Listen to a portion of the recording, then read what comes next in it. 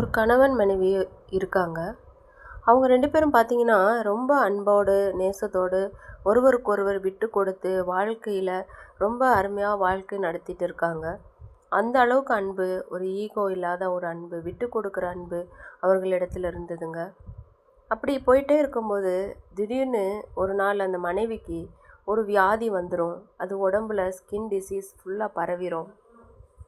ஆனா, அத நெனச்சு அவங்க மனைவி ரொம்ப ஃபீல் பண்ணுவாங்க. நம்ம கணவருக்கு நம்மள பிடிக்காம போயிருமே! நம்ம உடம்பெல்லாம் இப்படி வியாதியோடு இருக்கிறோமே! அப்படின்னு நெனச்சு வருத்தப்படுவாங்க. அப்போ வருத்தப்பட்டுட்டு இருக்கும்போது, திடீர்னு அவங்க ஹஸ்பண்டுக்கு என்ன ஆகும்? ஒரு ஆக்சிடென்ட் ஆயிடுது.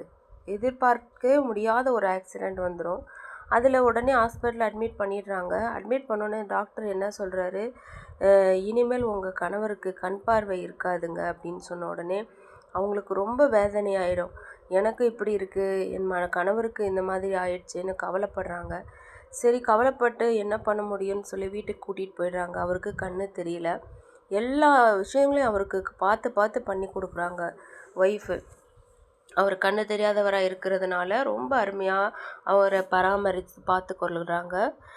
கொஞ்ச நாள் கழித்து இவங்களுக்கும் பலவீனமாக ரொம்ப உடம்பு சரியில்லாமல் போய் அட்மிட் பண்ணுவாங்க. அங்கே மரிக்கிற நிலமையில ஆயிடுவாங்க. அவங்களுக்கும் பலவீனம் அதிகமாகிடும்.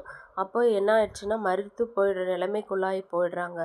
கணவர் எவ்வளவோ முயற்சி பண்ணி பார்த்தோம், அவங்களுக்கு எந்த பலனும் அளிக்கலை. அவங்கள எப்படியாவது காப்பாற்றிடலாம் நினைப்பாரு, முடியவே முடியாது. இறந்து போயிடுறாங்க.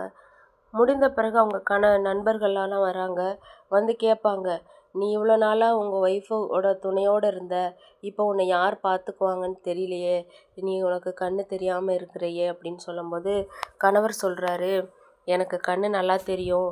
எங்கள் ஒய்ஃப் வந்து இந்த மாதிரி ஒரு ஸ்கின் டிசீஸ்னால் இருந்து அவங்க வேதனைப்பட்டு நான் பார்க்கும்போது அவங்களுக்கு அது மனசு ரொம்ப கஷ்டப்படுறாங்கன்னு நினைத்து தான் நான் கண்ணு தெரியலன்ற மாதிரி நான் ஆக்டிங் பண்ணேன் அப்படின்னு சொல்லிடுறாருங்க. யோசித்து பாருங்களேன், வெளி தோற்றத்தை வைத்து ஒருத்தருடைய அன்பை நம்ம நிச்சயமாக தீர்மானிக்கவே முடியாது என்பதில் இந்த கணவன் மனைவி எப்படி இருக்கிறார்கள் என்று. இந்த காலங்களில் வெளி தோற்றத்தை வைத்து தான் அன்பு செய்கிறாங்கங்க. நிறைய பணம் இருக்குதா, பதவி இருக்குதா, அழகு இருக்குதா, ஃப்ரெண்ட்ஸாக கூட இருப்பவங்க கூட அதை பார்த்து தான் ஃப்ரெண்டாக ஏற்றுக்கிறாங்கங்க. அப்படி இல்லாதபடிக்கு உண்மையான அன்பு 1 கொரிந்தியர் 13 வாசிக்கிறது படி அன்பு வந்து சகலத்தையும் தாங்குகிற அன்பாய் இருக்க, காலம் கடைசி காலமாய் ஆனபடியினால் ஒருவருக்கொருவர் எந்த ஒரு எதிர்பார்ப்பு இல்லாத ஒரு அன்பை நாம் கர்த்தரிடத்தில் கேட்போம். Have a nice day. God bless you.